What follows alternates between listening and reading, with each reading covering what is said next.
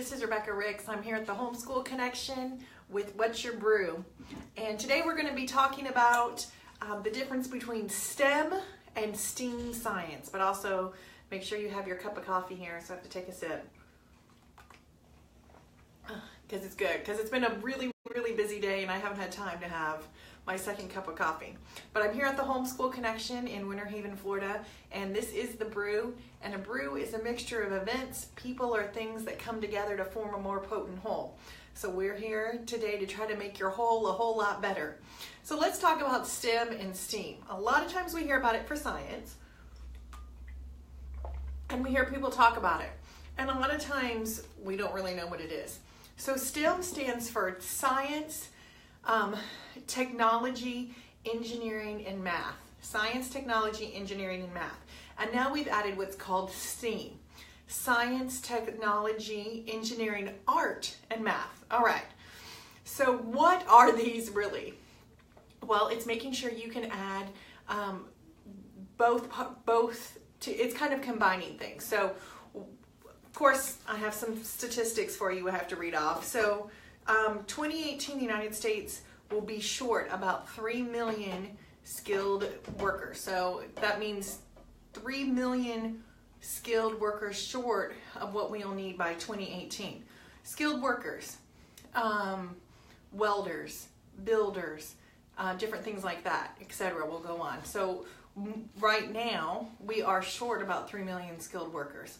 How does STEAM help that? Well, we'll talk about that in a minute. In 2008, 4% of the bachelor's degrees in the United States had something to do with engineering. But 31% of the bachelor degrees in China had to do with engineering. And only 12% of those that were doing engineering in the United States were women. Well, 70% in other countries were women. So of course there's a shortage kind of engineering, and if there's a shortage of skilled laborers. Now how does STEAM work? Well, any type of skilled laborers, and by skilled laborers we're talking about plumbers, welders, electricians, all those things have to do with STEAM jobs, science, technology, engineering, and math. And now we've decided to go ahead and add the arts to it. So what does that mean for our science? Okay, well, it's more than just being hands-on science. All right, for years we've had hands-on science, but we wanted to make it a bigger push to make it more than just hands-on, to make it more like problem-solving science. So what we've done, an example of a great STEM project, one of my favorite STEM projects, is to do it at Thanksgiving. And you can find this on Teachers Pay Teachers. It's a great website. You can look up STEM challenges, and she has some for pretty much every holiday. But one of my favorite ones is she does one for for Thanksgiving. And so the STEM project for Thanksgiving, an example would be that you have something that you have to build. So we've done the project before where I gave 2 groups of students or 3 groups of students the same materials, and they had to build something, build a boat that could float, and see how many pilgrims it could hold, or we used little rocks, how many pebbles it could hold before it sank, and to see if they could get it to float across a bucket of water. So that would be a STEM activity. So we're using the science to see why it floats. Well, if you have something that's, they were given tin foil or paper, different things, how can you make that float? The arts were in it because you're trying to see how it would look visually to make it float. Why would this look? How would this really work? So a STEM project would be something that's more hands-on in science, more problem solving, maybe adding several different things that you can, variations of that project. Another one that you could do the same thing is we've done it before out of certain materials, build a house that would sustain certain types of winds. So they're given materials and they have to build it to sustain a fan's type of winds on low, medium, and high. Make sure it wouldn't blow over given a certain amount of time to build it. So that would be some really simple STEM activities. You can do it for apples. How many apples can you carry if you're given just a brown piece of paper? What would be the best way to carry these apples across? So anything that you're doing more than just a hands-on experiment, you're doing some problem solving, is really what STEM is. And then if you're adding the arts to it, how it would look visually, not just how you solve the problem and how it would look for the problem. So let's think about how that affects us today in our life. Well, almost everything we do is technology based, and technology isn't just based on the backside of how it's worked. What I mean by that is my husband is a computer programmer, so he writes code. So when I walk into his office, he'll be working. This weekend he was working on a website, and I walk in and he has pages up on his thing, and it's just blue with letters and stuff, and he's coding. He's writing it from code. But he'll say all the time, I can write it from code, but I'm not very good at the visual. I'm not good at how it looks on the front. He can make it do certain things, but he doesn't know how to make it pleasing, look good. Because when he went to school 100 years ago, back in the dark ages when nobody had any fun, but really when he went to when he went to college, when I went to college, nobody had laptops, and now laptops is an everyday thing. No one had cell phones, but now everyone has a cell phone. You pretty much can't function without it. So if you think about that, he wasn't taught really the visual side of things. As a computer programmer, he was taught how to do the code mostly. So by adding the arts, we're adding how it looks visually, which has a bigger and bigger part of what we're doing every day. On social media, what things do we stop and look at? Well, the things that we're drawn to visually, because most of us are visual learners. So when we're talking about engineering, it's not just how you build it, but how it looks when it's built. So that's what we're trying to do through STEM science, incorporating more problem solving, incorporating more things that are visual, more than just hands-on traditional science, more problem solving. So anything that includes problem solving is considered a STEM activity.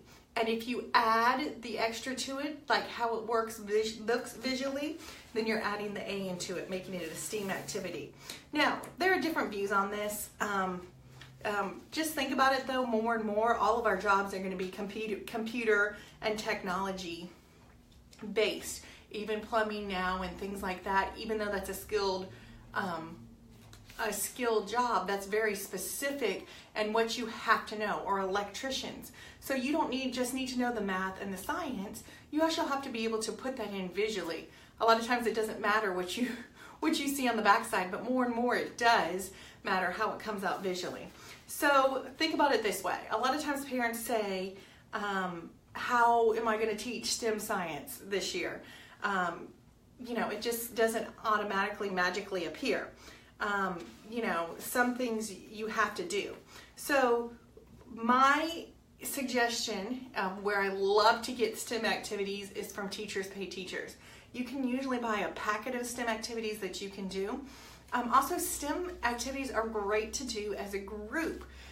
If you are homeschooling, or if you have more than one child that you're doing this group with, it makes it so much easier to do. Because what we're really wanting is to develop these critical thinking. Scientists in the past came up with more critical thinking, like Isaac Newton. He was sitting under a tree and something fell on him.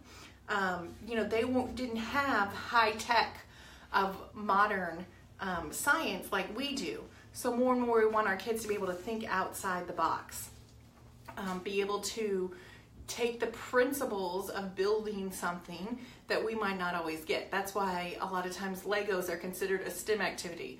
They're taking time to build something. Anything that you have to build with your hands is considered a STEM activity. And so that's what we're really trying to do. The reason STEM became so important really in the United States is because our math and science scores were so much lower than these other countries. And we wanted to be able to boost that with it. So here's kind of the summary of it. STEM is great. I don't necessarily think that a full STEM program is going to take over your traditional science. As a traditional teacher, I really do believe that you need some traditional science. But STEM really, really helps give you that hands-on that I think everybody is kind of looking for more and more. Not just not leave it hanging, to just not have it, to kind of connect those things that we're learning.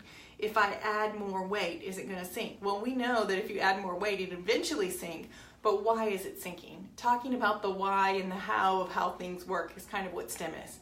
So, and then adding the visual for the arts. That's kind of the difference between STEM and STEAM and how you can add it in. Really, teachers pay teachers. Google STEM activities. Go on Pinterest and look up STEM activities. There's a million out there. As a non-crafty person, I don't really like crafty things or science projects. It's not my thing. It's not my cup of tea. But there's lots and lots of, but I've never met a child, even if it's really not their cup of tea, if they're not crafty, who doesn't love a STEM activity once in a while to do.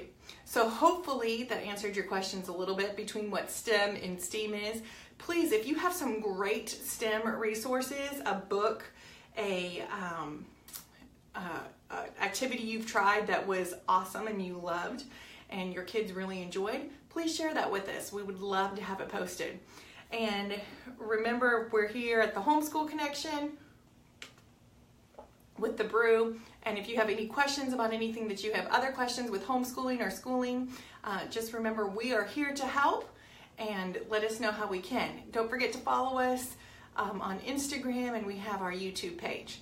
And we will see you Friday morning for an extra shot of espresso.